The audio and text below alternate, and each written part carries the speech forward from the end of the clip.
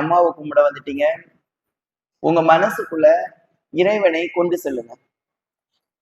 ஒரு தெய்வம் போதும், ஒரு தெய்வம் போதும். பல தெய்வத்தை வழிபட்டு நம்ம என்ன கண்டோம்? தூத்துக்குடி என்ன இன்னைக்கு வந்து உட்காந்துருக்கு? இந்த தூத்துக்குடின்னு சொல்லல, இவளை பத்தி நான் ஒரு சின்ன விஷயம் மட்டும் சொல்றேன். ஞாயிற்றுக்கிழமை டோக்கன் முதல் கோயிலுக்கு வரா. உடல்நல பிரச்சனை, வீட்டுல செய்வன எல்லாமே இருந்துச்சு. வரா, அருளாக்கு இருந்ததுக்கு அப்புறம் தொடர்ந்து வர ஆரம்பிக்கிறா. அதுக்கப்புறம் அம்மா சொல்றாங்க, உன் வீட்டுக்காருக்கு இங்க ஒரு வேலை இருக்குன்னு இங்கே வேலைக்கு சேர்ந்துக்கிட்டாரு அவரு. இவ வந்துகிட்டே இருக்கான்னு வச்சுக்கோங்க. திடீர்னு அவ புதுசா ஐயப்பன் கோயிலுக்கு மாலை போட்டான். நல்லா புரிஞ்சுக்கோங்க, ஐயப்பன் கோயிலுக்கு மாலை போட்டான். இவன் மருவத்தூருக்கு மாலை போட்டான். என்கிட்ட கேட்காங்க, அம்மா மருவத்தூருக்கு மாலை போடட்டுமா? ஓகே போடு. ஐயப்பன் கோயிலுக்கு மாலை போடட்டுமா? ஓகே போட்டுக்கோ. மாலை போட்டாச்சு, எல்லாம் செஞ்சாச்சு. போயிட்டு மலைக்கு போயிட்டு வந்தாச்சு. இவளும் மருவத்தூருக்கு போயிட்டு வந்தாச்சு. உடல் 2 வரைக்கும் வரல. வந்து முடிச்சது என்னாச்சு? இவளுக்கு உடம்பு சரியில்லை. இவ புருஷன் ஒரு போலீஸ் கேஸா வீட்டுக்கும் போலீஸ் ஸ்டேஷனுக்கு அலையிறான் இங்க இருந்து போய். இவளுக்கு உடம்பு சரியில்லை, ரொம்ப சோர்வாயிட்டாங்க, பிரச்சனை ஆயிடுச்சு. அப்ப வந்து அம்மா சொல்லுவாங்க, மருவத்தூருக்கு தானே போனேன், ஐயப்பன் கோயிலுக்கு தானே போனேன், வேற ஏன் உனக்கு பிரச்சனை வந்துச்சு?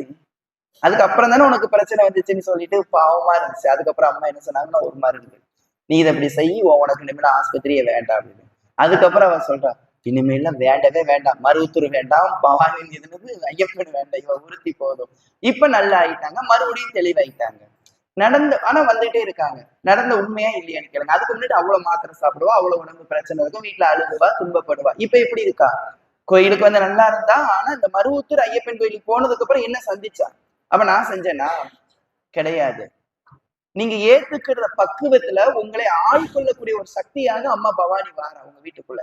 அவளை போதும்னு நீ நம்பிட்டீன்னா அடுத்த கட்டம் நீ வெற்றி அடைஞ்சே தீர்வ. இங்க ஒரு கால், அங்க ஒரு கால். அதாவது நிறைய பேர் கேட்கீங்க, நான் அம்மாட்ட கேட்டுதானே மாலை போட்டேன், நான் அம்மாட்ட கேட்டுதானே கோயிலுக்கு போனேன். என்கிட்ட எல்லாம் வந்து கோயிலுக்கு போறாங்கன்னா பெரிய கூடு போட்டு போயிட்டு வரலாம்னு சொல்லுங்க. இங்க பேசுறாங்க பாருங்க, இதைத்தான் நீங்க சிந்திக்கணும்.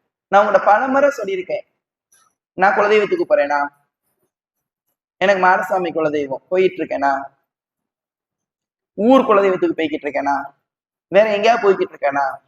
உட்கார்ந்துட்டு தானே இருக்கேன், நல்லா தானே இருக்கும். வேற ஏன் நீங்க வந்து புரிஞ்சுக்கிற மாட்டேங்க? நம்ம அம்மா போதுங்கிற ஒரு தன்மையில நீங்க எப்ப எடுக்கீங்களோ நீங்க செலவுகள்ல இருந்து வெளியில வந்துடலாம். நான் உங்களை வேற கோயிலுக்கு போகாதன்னு சொல்றதுக்கு காரணம் 3 காரணம். முதல்ல ஒரு காரணம் புரிஞ்சுக்கோங்க. ஃபர்ஸ்ட் காரணம், கோயிலுக்கு போக வேண்டாம்னு சொல்றது என்னன்னா, இந்த தெய்வம் வந்துட்டு தேவர்கள், தெய்வங்கள், முனிவர்கள் வழிபடக்கூடிய தெய்வம், மனிதர்கள் வழிபடக்கூடிய தெய்வம் கிடையாது. இத முதல்ல உணரும். இந்த தெய்வம் இப்ப வந்து நீங்க இப்ப கும்பிட வந்திருக்கீங்கன்னா, இது வந்துட்டு உங்களோட ஆன்மா. நான் உங்களுக்கு தான் பலமுறை சொல்லியிருக்கேனே, நீங்க 50 பேர் உங்க ஊர்ல இருந்து வந்திருக்கலாம், 100 பேர் கூட வந்திருக்கலாம், 10 பேர் கூட வந்திருக்கலாம். இன்னைக்கு பாருங்க, நீங்க 2 பேர் இல்ல 1 பேர் 5 பேர் தான் அந்த இடத்துல இருந்து வந்துகிட்டு இருப்பீங்க. மித்தவங்க ஏன் வரல? வர முடியாது. அவங்க தெய்வம் கிடையாது, அவங்க தெய்வங்கள் கிடையாது, தேவர்கள் கிடையாது, முனிவர்கள் கிடையாது, ரிஷிகள் கிடையாது. ஆனா நீங்கள் அவங்க. உங்க ஆன்மா அப்படிப்பட்ட ஆன்மா, அதனால உங்களை வர வைக்கப்படுது. முதல். 2வது என்னன்னா, உங்க கடனை அடைக்கணும், உங்க வறுமையில இருந்து உங்களை வெளியில நான் கொண்டு வரணும், உங்க செய்வனைகள் இருந்து வெளியில கொண்டு வரணும், உங்க பாவத்துல இருந்து நீங்க வெளியில வரணும்னா குருநாதர்கள் இருக்கக்கூடிய இடத்துல நீங்க வந்திருக்கீங்க. நீங்க கொஞ்ச நாள் இப்படி நீங்க வழிபட்டு பாருங்க. அதுக்கப்புறம் நீங்க மாரியாத்தா கோயிலுக்கோ மருவத்தூருக்கோ போய் நீங்க தனியா சாப்பாடு செஞ்சு மக்களுக்கு போடுவீங்க.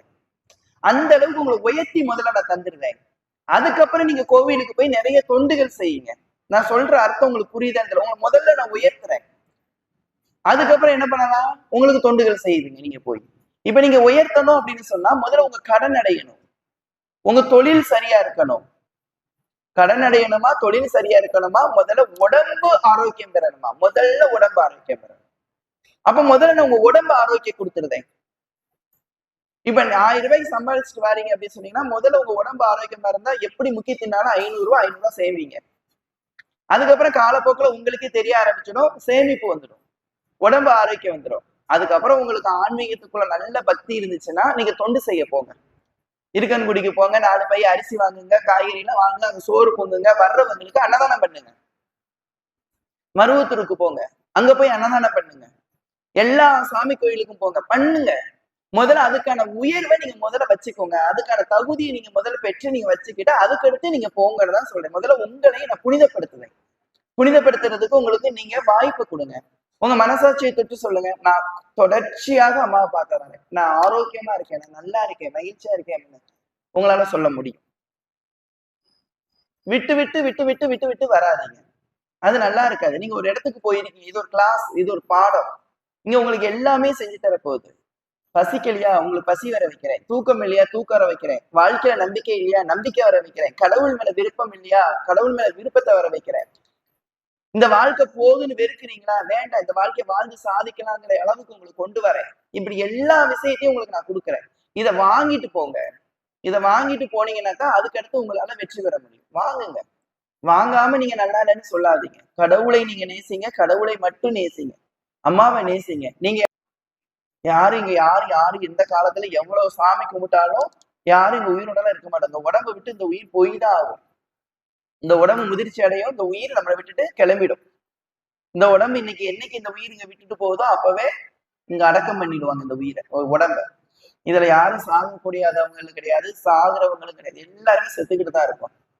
அதனால கடவுள் இருக்கிறார், அவ்வளவுதான். அந்த கடவுளை உண்மையா கும்பிடுங்க. செய்வினைகளை எவ்வளவு நேசிக்கிறீங்களோ அவ்வளவு தூரம் கடவுளை நேசிங்க. இன்னைக்கு அம்மாவை பவானி ரொம்ப பிடிக்கும். ஏன் பிடிக்கும்?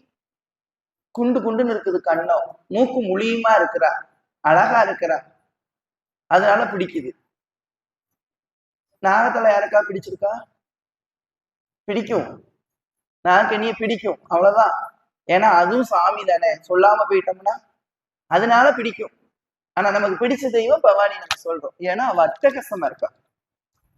அப்போ நீங்க நேசிக்கிறீங்க, காதலிக்கிறீங்க. காதலுக்கு அழகு தேவை. புரிஞ்சுக்கோங்க, நான் சொல்ல வேண்டிய அர்த்தத்தை புரிஞ்சுக்கோங்க. காதலுக்கு என்ன தேவை? அழகு தேவை. அந்த அழகுதான் காதல். அதனாலதான் உங்களால மறுபடி வர முடியுது. ஆனா இந்த காதல் இப்ப பொய்யாயிடுச்சு. பவானியை காதலிங்க. எதையோ ஒரு பொருளுக்காக, தேவைக்காக இந்த கோயிலுக்கு வராதிங்க. உங்களுக்கு நடத்தியே தரமாட்டேன் அம்மா. நான் ஓப்பனா பச்சையா சொல்றேன். நீங்க எனக்கு இது வேணும், இது எனக்கு கிடைக்குமா அப்படின்னு வந்தா கிடைக்காது. ஆனா எனக்கு பவானி வேணும்னா உங்களுக்கு நான் எல்லாமே கொடுப்பேன். நான் இதை எத்தனை முறை தான் உங்களுக்கு நான் சொல்றது, உங்களுக்கு எல்லாமே நான் கொடுப்பேன். என்னென்ன வேணும் எல்லாமே கிடைக்கும். அது இங்க மட்டும்தான் கிடைக்கும். சுயநலை எனக்கு தெரிஞ்சிடும், அதுதான் பிரச்சனையே. சுயநலமா வேண்டாம பவானிக்கு என்ன பிடிக்கும்னா உங்க மனம் ரொம்ப பிடிக்கும். பவானியோட பாடல்கள் இப்ப தொடர்ந்து போட்டுட்டே இருக்காங்க, நீங்க பார்த்துட்டே இருக்கீங்க, எல்லா மொழிகள்லயும் இருக்கும். ஆனா பவானியோட பாடல்கள் நீங்க எதை போட்டாலும் ஏதோ ஒரு சோகம் அதுக்குள்ள இருந்துகிட்டே இருக்கும். நீங்க கவனிச்சு பார்த்துட்டீங்கன்னா ஏதோ ஒரு சோகங்கள் அந்த பாட்டு வரிக்குள்ள இருக்கும். அந்த சோகங்கள் உங்களை வந்து சேரும். ஏன் அப்படி சொல்றேன் அப்படின்னு சொன்னா, உங்களோட சோகம் அவளோட சோகமாக இருக்கு. நிறைய பாடல்கள்ல, பவானியம்மன் பாடல்கள்ல இந்த விதவிதமா வர்ணிக்க, இந்த பெரிய வேலை பெரிய பாளையத்தவளைன்னு ஒரு பாட்டு வரும். அதுல மட்டும்தான் பவானியை வர்ணிச்சிருப்பாங்க. முத்தாரம், உள்ளாக்கு, லோலாக்கு, கவிதை பாட அப்படின்லாம் படிச்சிருப்பாங்க. ஆனா அதுலயும் ஒரு வரி வரும், சின்னாலும் பட்டுடுத்தும் சிங்கார சென்னையிலே வாழ்ந்தாலும் உள்ளம் மகிழும் ஏழை மனம் அவள் கோவிலாகும். இவ்வளவு தூரம் வர்ணிப்பாங்க. ஆனா கடைசி இப்படி உள்ள கொண்டு வந்துருவாங்க. அவ எவ்வளவுதான் இருந்தாலும் ஏழைகள் யாரெல்லாம் வேதனைப்பட்டு துன்பப்பட்டுக்கிட்டு இருக்கீங்களோ அவர்கள் உள்ளம் அவள் வாழும் கோவிலாகும். இப்படி எல்லாம் கொடுத்துருவாங்க. எல்லா பாடல்களையும் அப்படி வந்துடும். அப்ப பவானியை நீங்க நேசிக்கும் பொழுது நீங்கள் பவானியோட பிள்ளைகளாக இருப்பீங்க. பில்லி சூன்ய ஏவல்கள் உங்களை நாடாது. இங்க வந்துட்டு போயிட்டீங்கனாலே ஒரு கம்பீரம் இருக்கும், ஒரு மகிழ்ச்சி இருக்கும், ஒரு மன நிறைவுகள் இருக்கும். அதை நீங்க கண்டிப்பாக புரிஞ்சுக்கோங்க. நான்